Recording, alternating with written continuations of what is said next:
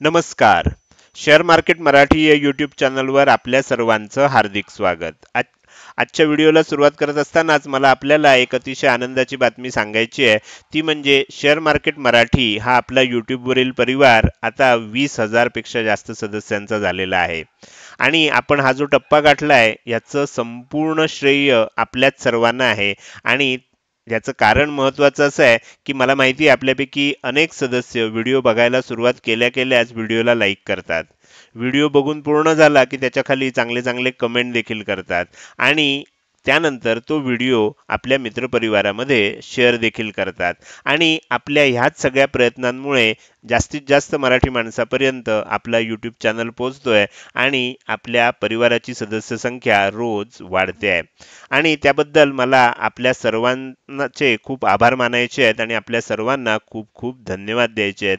कारण आपल्याशिवाय हा टप्पा गाठणं केवळ आणि केवळ अशक्यच होतं. तर आजच्या या व्हिडिओला आता आपण सुरुवात करूया. आणि आज आपण शुक्रवार दिनांक 12 जानेवारी 2024 साठीचं इंडेक्स आणि स्टॉकचं विश्लेषण करणार आहोत. मात्र नेहमीप्रमाणे आपल्या सर्वांना एक महत्त्वाची सूचना आहे, ती म्हणजे या व्हिडिओच्या डिस्क्रिप्शनमध्ये आपण शेअर मार्केट मराठीच्या व्हॉट्सअप, टेलिग्राम आणि फेसबुक ग्रुपच्या लिंक दिलेल्या आहेत. तुम्ही ते ग्रुप जॉईन करू शकता. त्याचसोबत आपण तिथे शेअर मार्केट मराठीच्या वेबसाईटची लिंक सुद्धा उपलब्ध करून दिलेली आहे. आपण आपल्या वेबसाईटला अवश्य भेट द्या. या महत्त्वाच्या सूचनेनंतर आता आपण आपल्या मूळ विषयाकडे परत येऊया. आणि आज गुरुवारी मार्केटमध्ये कशा प्रकारे मूव्हमेंट झाली व उद्या शुक्रवारी कशा प्रकारे मूव्हमेंट होऊ शकते याचं विश्लेषण करण्यासाठी डायरेक्टली जाऊया चार्टवर. आणि इथे मी निफ्टी 50चा चार्ट ओपन केलेला आहे. तुम्ही इथे बघू शकता की आज आपल्याला गॅप अप ओपनिंग झालं. अर्थात आज कशा पद्धतीनं मूव्हमेंट झाली आणि अशा वेळेला मी काय विचार करत असतो हे मी तुम्हाला थोडक्यात आधी समजून सांगतो आणि त्यानंतर उद्या काय होऊ शकतं याचं विश्लेषण करायला आपण सुरुवात करूया. थोडंसं आपल्याला आज आज आपल्याला काय ट्रेड करायचं आहे हे समजून घेण्यासाठी काल आपल्याला काय झालंय, काल परवा काय झालंय हे बघणं अतिशय महत्त्वाचं असतं. तुम्ही बघू शकता की आपल्याला ह्यापूर्वी एक मोठं सेलिंग आपल्याला बघायला मिळालं. त्यानंतर एक बाउन्स आला, पुन्हा थोडंसं सेलिंग झालं आणि पुन्हा बाउन्स झाला. अशा पद्धतीनं आपल्याला काल मार्केटमध्ये मूव्हमेंट झालेली होती. आता तुम्ही हा विचार करायचा आहे मला, आज सकाळी मार्केट जेव्हा गॅप अप ओपन झालंय त्यानंतर मी काय विचार केला ते मी तुम्हाला इथे सांगायचा प्रयत्न करतोय. माझ्या अनुभवाचा तुम्हाला नक्कीच फायदा होईल. आता मी असा विचार केला की मार्केट तर आज गॅप अप ओपन झालंय, आधीचा ट्रेंड पॉझिटिव्ह आहे, डब्ल्यू पॅटर्न वगैरे बनलेला आहे, पॉझिटिव्ह आहे. ज्या ज्या लोकांनी इथे कुठेतरी बाय केलं असेल, इथे कुठेतरी बाय केलं असेल, ह्या ठिकाणी बाय केलं असेल किंवा अगदी शेवटी शेवटी काल बाय केलं असेल, त्यांनी काय विचार केला असेल की त्यांनी टार्गेट कुठे ठेवलं असेल. तर जनरली प्राइस ॲक्शननुसार टार्गेट काय केलं जातं, नेक्स्ट जिथे कुठे स्विंग हाय असेल, स्विंग हाय किंवा स्विंग लोला टार्गेट ठेवलं जातं. तेजी करायची असेल तर आपल्याला खालनं वर जात असू तर पूर्वीचा स्विंग हाय कुठे आहे तिथे आपल्याला टार्गेट ठेवलं जातं. तर मी इथे तुम्हाला हे पूर्वीचा स्विंग हाय दाखवतोय की ह्या ठिकाणी आपल्याला काय होतं, पूर्वीचा स्विंग हाय होता. आज काय झालं, गॅप अप ओपन झालं आणि ओपन झाल्यानंतर हे टार्गेट अचीव झालं.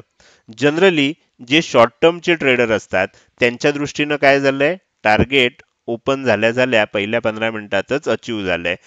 मी जर असतो, मी इथे कुठेतरी खरेदी केलं असतं किंवा अगदी इथे कुठेतरी खरेदी केलं असतं, अगदी इथे केलं असतं, तरी देखील मला ओपनिंग नंतर इथे दिसतंय की इथे रेझिस्टन्स आहे आणि तेच टार्गेट आहे, मला ते मिळालं, मी काय करणार, मी तिथे प्रॉफिट बुकिंग करणार. आणि प्रॉफिट बुकिंगला सुरुवात झाली आहे हे कसं मी ओळखणार, कारण मला आजचा ट्रेड घ्यायचा आहे. तर तुम्ही बघा की पहिल्यांदा एक ग्रीन कॅन्डल बनली, आपण ह्या लेवलला टच केलं, लगेच सेलिंग आलं, इथे आपल्याला थोडंसं लक्षात आलं. त्यानंतर आणखीन एक रेड कॅन्डल बनली. तुम्ही विचार करा, ज्यांना कुणाला हे लक्षात आलं नसेल की इथून वर गेलंय आणि ह्या लेवलला आपल्याला टार्गेट ठेवायचं आहे, त्यांना सुद्धा ज्या वेळेला इथून खाली यायला लागलं आणि लो ब्रेक झाला पहिल्या 15 मिनिटाचा, त्याबरोबर त्यांच्या लक्षात आलं की अरे गॅप अप ओपनिंगमुळे मिळालेला जो आपल्याला प्रॉफिट आहे तो आता हळूहळू कमी व्हायला लागलाय. तर त्यामुळे काय झालं असणार, त्यांनी सुद्धा तिथे प्रॉफिट बुकिंग करायला सुरुवात केली असणार. म्हणजे इथेच आपल्याला काय मिळतं, आजच्या ट्रेडची संधी मिळते. आजच्या ट्रेडचं आपल्याला इथे एक आपण असं म्हणू शकतो की मेनू दिसायला लागतो. आणि त्यामुळे ह्याच ठिकाणी मी काय केलं, पुट बाय केला. मात्र सध्या काय झालंय की इंडिया विक्स हे अतिशय कमी झालेलं आहे, अगदी 12 वगैरे वर आलेलं आहे. आणि त्यामुळे काय होतंय, तुम्हाला छोट्या छोट्या कॅन्डल्स इथे बघायला मिळत आहेत. तुम्ही बघू शकता अगदी छोट्या छोट्या कॅन्डल करत आपल्याला इथपर्यंत सॉरी इथपर्यंत आपल्याला टार्गेट आलं.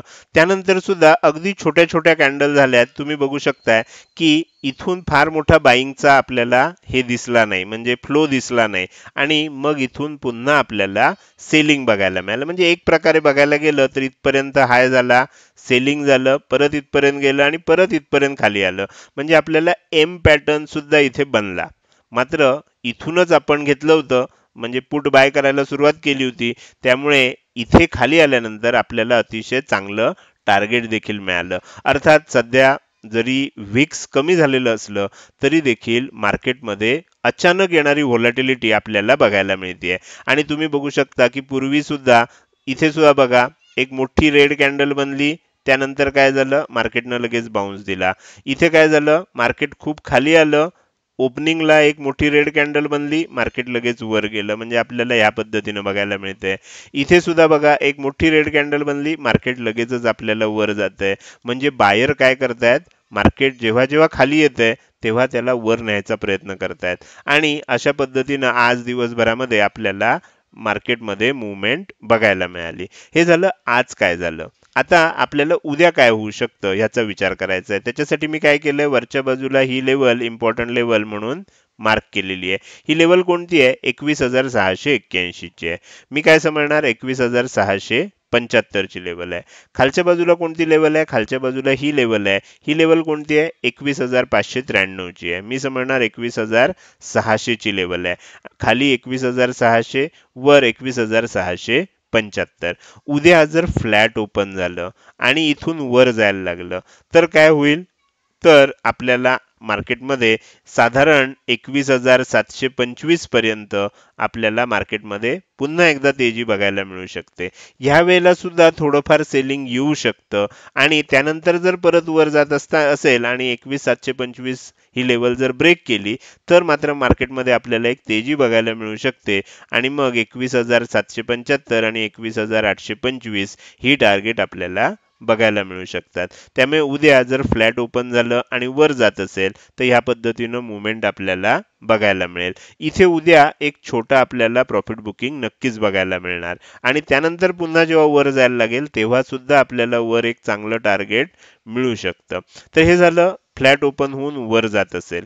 फ्लॅट ओपन होऊन जर खाली येत असेल तर मग काय होऊ शकतं, वरच्या बाजूला ही रेजिस्टन्स लेवल, खालच्या बाजूला ही सपोर्ट लेवल, याच्यामध्ये मार्केट साईडवेज होऊ शकतं. ही गोष्ट आपल्याला लक्षात ठेवायची आहे. जर समजा गॅप अप ओपन झालं, गॅप अप ओपन कुठे होतंय ह्याच्यावर फार मोठी गोष्ट अवलंबून आहे. 21,725 च्या आसपास झालं तर थोडंसं प्रॉफिट बुकिंग येईल आणि त्याच्यानंतर जी प्राइस ऍक्शन होईल त्यानुसार मग आपल्याला मार्केटचं अनालिसिस करावं लागेल. मात्र त्याच्यापेक्षा जास्त गॅप अप झालं, म्हणजे 21,750, 21,760, तरी देखील प्रॉफिट बुकिंग येईल. पण मग ही लेवल आता सपोर्ट म्हणून काम करेल. ही गोष्ट लक्षात ठेवा. थोडंसं खाली आल्यासारखं होईल आणि पुन्हा वर जाऊ शकतं. त्यामुळे गॅप अप ओपनिंग नंतर आपल्याला ही गोष्ट लक्षात ठेवायची आहे. समजा जर गॅप डाऊन ओपन झालं, म्हणजे इथे कुठेतरी ओपन झालं, ह्या एरियामध्ये ओपन झालं, इथे ओपन झालं किंवा एकदम खाली ओपन झालं, या तिन्ही केसमध्ये मार्केटमध्ये सेलिंग कंटिन्यू होऊ शकतं. कारण तुम्हाला लक्षात येईल की हा हाय आपण इथे आज टच केला आणि पुन्हा सेलिंग आलं. पूर्वी जसं सेलिंग आलं होतं तसंच सेलिंग येईल आणि ह्या वेळेला आपल्याला हा जो लो आहे हा सुद्धा ब्रेक होऊ शकतो. त्यामुळे एक लक्षात ठेवा, 21,600 च्या खाली आपल्याला लक्षात ठेवायचं आहे की 550 आणि 21,500 इथपर्यंतच पहिलं टार्गेट आपण ठेवू शकतो. कारण तुम्ही बघू शकता की ह्याच्या पूर्वीचा जो आपल्याला स्विंग लो दिसतोय तो 21,500 च्या जवळपास आहे. त्यामुळे तितकंच पहिलं टार्गेट ठेवायचं. 21,500 राऊंड फिगर असल्यामुळे इथे एक हे येऊ शकतं, बाउन्स येऊ शकतो. आणि त्याच्यानंतर जर पुन्हा खाली जायला लागलं आणि पुन्हा 21,500 ची लेवल जर ब्रेक केली तर मग 21,450 हे टार्गेट आपल्याला बघायला मिळू शकतं. तर हे झालं निफ्टीचं अनालिसिस. निफ्टीमध्ये कशा पद्धतीनं उद्या मुवमेंट होऊ शकते हे मी सांगायचा प्रयत्न केला। आता आपण पुढे जाऊया आणि बँक निफ्टीचं विश्लेषण करायला सुरुवात करूया। तर इथे बँक निफ्टीसाठी मी काय केलंय, बँक निफ्टीसाठी सुद्धा आपण वरच्या बाजूला ही लेवल इम्पॉर्टंट लेवल म्हणून घेतलेली आहे। ही लेवल कोणती आहे, तर 47,595 ची। आपण 47,600 ची लेवल आहे असं समजणार। खालच्या बाजूला बघितलं तर आपण ही लेवल इम्पॉर्टंट लेवल म्हणून घेतली आहे। ही लेवल कोणती आहे, 47,237 ची। आपण 47,200 ची लेवल आहे असं समजतोय। समजा जर इथे फ्लॅट ओपन झालं, थोडंसं गॅप अप ओपन झालं आणि इथून वर जात असेल, तर एक गोष्ट लक्षात ठेवा की बँक निफ्टी अजून निफ्टी इतकं आपल्याला स्ट्रॉंग दिसत नाहीये। तर त्याच्यामुळे इथून वर जात असेल तर आपल्याला वर जायला अजून स्कोप आहे थोडासा। 21,700, 21,800, अगदी 21,900 पर्यंत आपल्याला स्कोप आहे। त्यामुळे इथून जर वर टिकत असेल 21,600 च्या, तर मग 700, 800 आणि 900 अशी 3 टार्गेट आपल्याला बघायला मिळू शकतात। साधारण 21,900 47,900 च्या आसपास आपल्याला इथे एक रेजिस्टन्स आहे। त्यामुळे 47,900 ला आपल्याला इथे रेजिस्टन्स घेऊ शकतो, ही गोष्ट लक्षात ठेवायची आहे। तर हे झालं वरच्या दिशेनं जात असेल। गॅप अप ओपन झालं तरी लक्षात ठेवा ओपनिंग नंतर एक सेलिंग येऊ शकतं आणि त्यानंतरची प्राइस ऍक्शन बघून मग आपण पुढचा निर्णय घेऊ शकतो। जर फ्लॅट ओपन होऊन खालच्या दिशेनं जात असेल तर मात्र एक गोष्ट लक्षात ठेवा की बँक निफ्टी आपल्याला जास्त स्ट्रॉंग नाहीये। त्यामुळे इथून खाली जात असेल तर मग अशी शक्यता आहे की 47,200 ची लेवल सुद्धा ब्रेक होईल। तर इथून खाली जात असताना 47,200 आपलं पहिलं टार्गेट असलं पाहिजे। ती लेवल जर ब्रेक झाली तर मग आपण खाली जात असताना खालची इतर टार्गेट जी आहेत ह्या टार्गेटचा आपण विचार करू शकतो। 47,200 च्या खाली जात असेल तर 47,100, 47,000 आणि 46,900 अशी 3 टार्गेट आपल्याला खालच्या दिशेनं बघायला मिळू शकतात। तर हे झालं बँक निफ्टीचं अनालिसिस। आता आपण पुढे जाऊया आणि उरलेले जे 2 इंडेक्स आहेत त्या इंडेक्सपैकी फिन निफ्टी ह्या इंडेक्सचा चार्ट मी तुम्हाला इथे दाखवतोय। फिन निफ्टीचा चार्ट इथे तुम्हाला दाखवलेला आहे। तुम्हाला पाहिजे असेल तर तुम्ही याचं स्क्रीनशॉट देखील काढून घेऊ शकता, ज्याच्या साहाय्यानं तुम्हाला अनालिसिस करताना आणि त्याच्यावरनं तुम्हाला तुमचे सपोर्ट आणि रेजिस्टन्स ड्रॉ करायला याचा नक्कीच उपयोग होईल। त्यानंतर आपण पुढे जाऊया आणि निफ्टी मिड कॅप सिलेक्ट या इंडेक्सचा चार्ट आता मी तुम्हाला दाखवतोय। याचा सुद्धा चार्ट तुम्ही काय करू शकता, स्क्रीनशॉट घेऊन तुमच्यासाठी ठेवू शकता, जेणेकरून काय होईल, तुम्हाला ह्याचं विश्लेषण करायचं असेल तर तुमच्यासाठी रेडीमेड लेवल्स उपलब्ध होतील। तर हे झालं चारही इंडेक्सचं विश्लेषण। आता आपण आपल्या व्हिडिओमध्ये थोडंसं पुढे जाऊया आणि आजच्या या व्हिडिओमध्ये आपल्या सर्वांना एक महत्त्वाची सूचना सांगायची आहे। अनेक जण प्रीमियम ग्रुप विषयी चौकशी करतायत। तर आता ह्या वर्षीपासून आपण प्रीमियम ग्रुपमध्ये अनेक नवीन ऍक्टिव्हिटीज चालू करणार आहोत। इतके दिवस मी प्रीमियम ग्रुप विषयी जास्त काही सांगत नव्हतो। याचं कारण प्रीमियम ग्रुपमध्ये आपण फार काही आत्ता मोठ्या ऍक्टिव्हिटीज करत नव्हतो, पूर्वी केलेले आहेत आणि आता इथून पुढे आपण चालू करणार आहोत। तर त्याच्यामुळे तुम्हाला जर प्रीमियम ग्रुप जॉईन करायचा असेल तर आपण या व्हिडिओच्या डिस्क्रिप्शनमध्ये Upstox, Alice blue, angel one किंवा सॅमको ह्या चारही ब्रोकरच्या रेफरल लिंक दिलेल्या आहेत।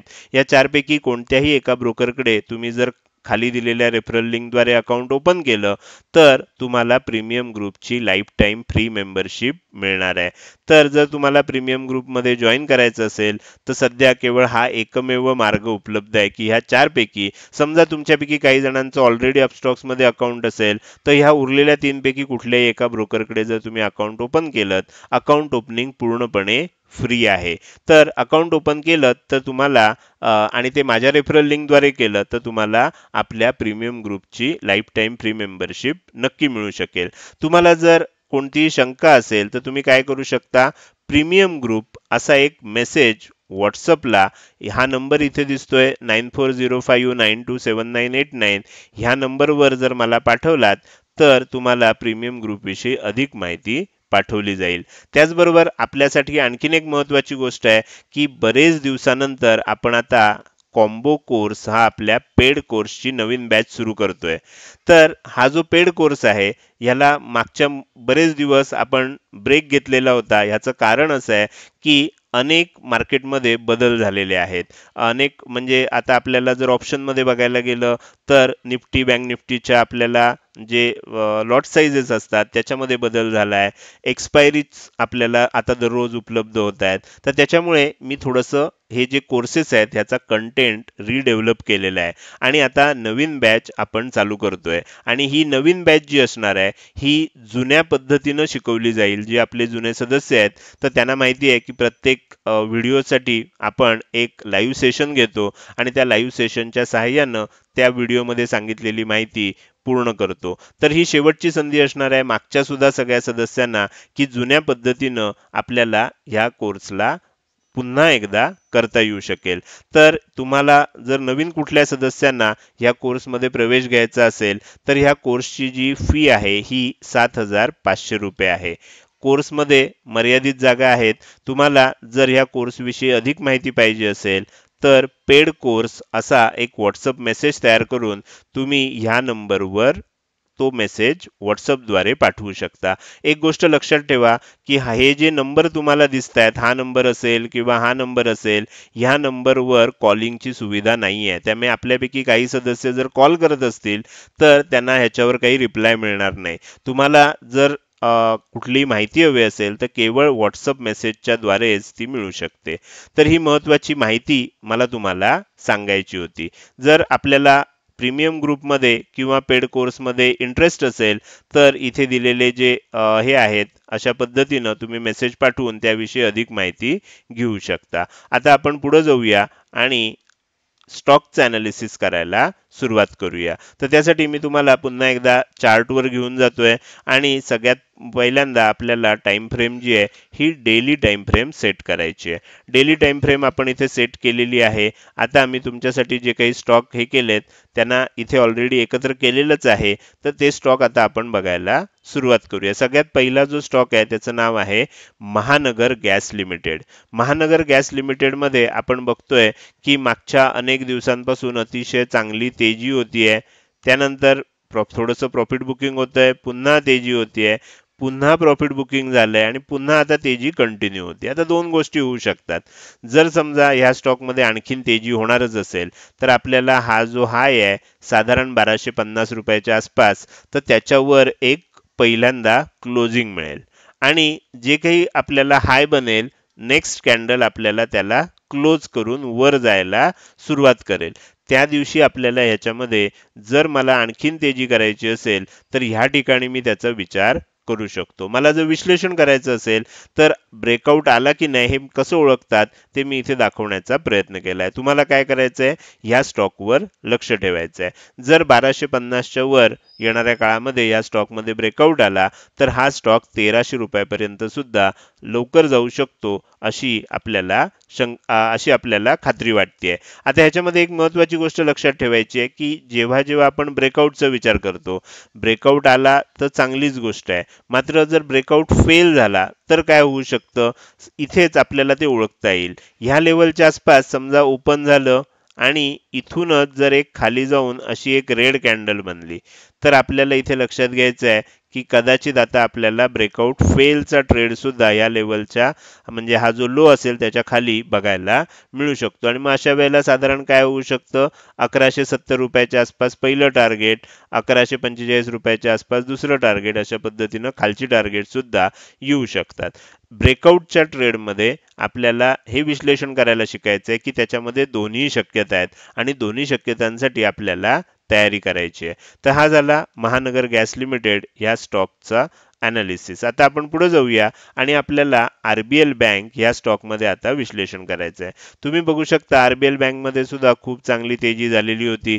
त्यानंतर एक प्रॉफिट बुकिंग आलं, परत एक तेजी झाली. पहिला हाय जिथे बनला साधारण त्याच आसपास आपल्याला पुन्हा हाय बनला, पुन्हा थोडंसं प्रॉफिट बुकिंग आलं आणि आता आपण ही लेवल ब्रेक करण्याचा प्रयत्न करतोय. तुम्ही बघू शकता पहिला लो जो आहे तो खाली आहे, दुसरा लो जो आहे तो वर आहे, डब्ल्यू पॅटर्न बनलेला आहे. जर आता हा जो हाय आहे या हायचा उद्या ब्रेक झाला तर येणाऱ्या काळामध्ये हा स्टॉक जो आहे हा 310 रुपये 315 रुपयापर्यंत जाताना आपल्याला बघायला मिळू शकतो. तर इथे आरबीएल बँक या स्टॉकमध्ये आता डब्ल्यू पॅटर्नचा आपल्याला ब्रेकआउट बघायला मिळतोय. आता मी हे जे 4 स्टॉक दाखवतोय, ह्याच 4 स्टॉकमध्ये उद्या मोमेंटम होईल असं आहे का? असं अजिबात नाहीये. मी ज्या पद्धतीनं तुम्हाला विश्लेषण दाखवतोय, ह्या पद्धतीनं तुम्ही तुमच्या वॉचलिस्ट मधल्या स्टॉकमध्ये विश्लेषण करायचं आहे. ह्याच्यापेक्षा चांगले स्टॉक सुद्धा तुम्हाला आणखीन सापडू शकतात. मला जे काही पहिले चांगले स्टॉक मिळाले ते मी तुम्हाला इथे दाखवण्याचा प्रातिनिधिक स्वरूपात प्रयत्न करतोय. त्यानंतर आता आपण पुढचा स्टॉक बघूया. या स्टॉकचं नाव आहे भारत फोर्ज. तर भारत फोर्जमध्ये आपण पूर्वी बघितलं होतं की एक ब्रेकआउट येणार होता, तेव्हा मी तुम्हाला अतिशय व्यवस्थितपणे दाखवलेलं होतं की कशा पद्धतीनं हा रेझिस्टन्स झोन आहे, इथून कसा ब्रेकआउट येऊ शकतो, ब्रेकआउट आल्यानंतर लेवल टेस्ट करायला कसं खाली येऊ शकतं, परत वर जात असताना एन शेप बनून कसा ब्रेकआउट येऊ शकतो, इथे सुद्धा ब्रेकआउट नंतर लेवल टेस्ट करायला खाली आलं, करत करत आपण आता 1300 ची लेवल गाठलेली आहे.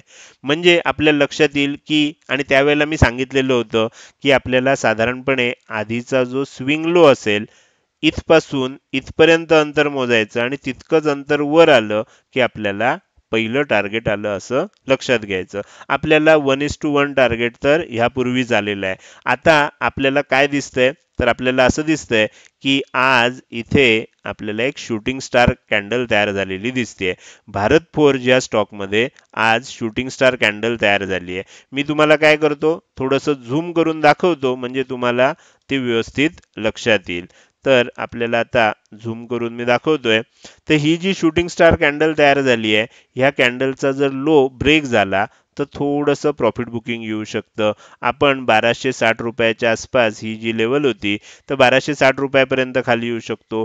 तिथूनही खाली येणार असेल तर आपण साधारणपणे 1250 रुपयापर्यंत खाली येऊ शकतो. 1230 रुपये पर्यंत आपल्याला खाली येण्याचं मग मार्ग मोकळा होऊ शकतो. तर त्याच्यामुळे जर आपल्याला हा लो ब्रेक झाला आणि याच्या खाली एक 10-15 मिनिटं जर किंमत टिकली, तर मग येणाऱ्या काळामध्ये याच्यामध्ये सेलिंग बघायला मिळू शकतं. ह्या स्टॉकचं नाव आहे भारत फोर्ज. आता आपण शेवटचा स्टॉक बघूया. हा आहे इन्फोसिसचा स्टॉक. आज मी इन्फोसिसचा स्टॉक का सिलेक्ट केलाय, तर आजच ह्या स्टॉकमध्ये आपल्याला क्वार्टरली रिझल्ट आहे. आता मी जोपर्यंत हा व्हिडिओ ची तयारी केली, रेकॉर्ड करायला सुरुवात केलं, तोपर्यंत मला त्याचा क्वार्टरली रिझल्ट बघायला मिळाला नाहीये. मात्र आपल्याला जे काही दिसतंय त्याच्यानुसार काय दिसतंय बघा, एक तेजी झाली, त्यानंतर आपण असं बघूया इथपर्यंत खाली आलं, परत वर गेलं, परत इथपर्यंत खाली आलं, परत वर गेलं, परत खाली येतंय आणि आता हा लो ब्रेक होतो की काय असं आपल्याला इथे परिस्थिती निर्माण झालेली आहे. तुम्ही बघा, हा लो ब्रेक झाला, आपण नवीन लो बनवला. जर हा लो ब्रेक झाला तर आपण आणखीन नवीन लो बनवू शकतो. तर त्याच्यामुळे उद्या जर समजा आपल्याला असं लक्षात आलं की रिझल्टमुळे, क्वार्टरली रिझल्टमुळे ह्याच्यामध्ये जर सेलिंग येणार असेल, तर आपल्याला मग काय करायचं आहे, आपल्याला इथे अशी एक ट्रेंड लाईन काढायची आहे आणि इथून खाली जर जात असेल तर मग आपल्याला खालची टार्गेट बघायची आहे. सगळ्यात पहिलं टार्गेट जे आहे हे 1470 रुपयाचं असणार आहे. त्याच्या खाली गेलात की साधारणपणे 1450 1455 च्या आसपास तुम्हाला पुढचं टार्गेट बघायला मिळू शकतं. तर ह्या पद्धतीनं आपल्याला लक्षात ठेवायचं आहे. मात्र उद्या जर हा लो ब्रेक झाला नाही, रिझल्ट चांगला लागला, मार्केटनं त्याला पॉझिटिव्ह रिस्पॉन्स केलं आणि समजा हा लो ब्रेकच झाला नाही आणि वरच टिकायला लागलं, तर मग काय होईल, मग आपल्याला आणखीन तेजी सुद्धा बघायला मिळू शकते. पण त्याच्यामध्ये आपल्याला बाय करायचं नाहीये. बाय कधी करायचं आहे, बाय आपल्याला करण्यासाठी इथनं ब्रेकआउट आला पाहिजे, इथे येऊन लेवल टेस्ट केली पाहिजे आणि मग वर जायला पाहिजे. असं सगळं घडत असेल तर ती प्राइस ॲक्शन बघून मग आपल्याला निर्णय घ्यावा लागेल. आज इन्फोसिसचा रिझल्ट असल्यामुळे हा स्टॉक मी घेतलेला आहे. उद्या ह्याच्यामध्ये कशा प्रकारे मूव्हमेंट होते हे तुम्ही एक कुतूहल म्हणून किंवा आपल्याला एक अभ्यास म्हणून नक्कीच तुम्ही बघू शकता. तर हे झालं स्टॉकचं विश्लेषण. याच्या आधी आपण इंडेक्सचं विश्लेषण ऑलरेडी केलेलं आहे. हे विश्लेषण तुम्हाला कसं वाटलं? जर आवडलं असेल तर नक्कीच तुम्ही या व्हिडिओला एक लाईक करू शकता आणि कसं वाटलं हे कमेंट सेक्शनमध्ये टाईप करून सांगायला अजिबात विसरू नका. लक्षात ठेवा, तुमची एक लाईक आणि एक चांगली कमेंट हीच माझ्यासाठी प्रेरणा असते, ज्याच्या सहाय्यानं रोजच्या रोज हे विश्लेषणाचे व्हिडिओ मी बनवत असतो. त्यामुळे जर व्हिडिओ आवडला असेल तर नक्की लाईक आणि चांगल्या चांगल्या कमेंट अवश्य करा. त्याचसोबत हा व्हिडिओ तुम्ही अजूनपर्यंत बघताय आणि अजूनही जर तुम्ही शेअर मार्केट मराठी आपल्या यूट्यूब चॅनलला सबस्क्राईब केलं नसेल तर ताबडतोब सबस्क्राईब करा आणि शेजारी असणाऱ्या बेल आयकॉनला क्लिक करून ऑल असं नोटिफिकेशन निवडा. म्हणजे इथून पुढे रोजच्या रोज येणारे हे विश्लेषणाचे व्हिडिओ तुम्हाला विनाविलंब बघता येतील. आजच्या व्हिडिओमध्ये मी इथेच आपली रजा घेतोय. धन्यवाद.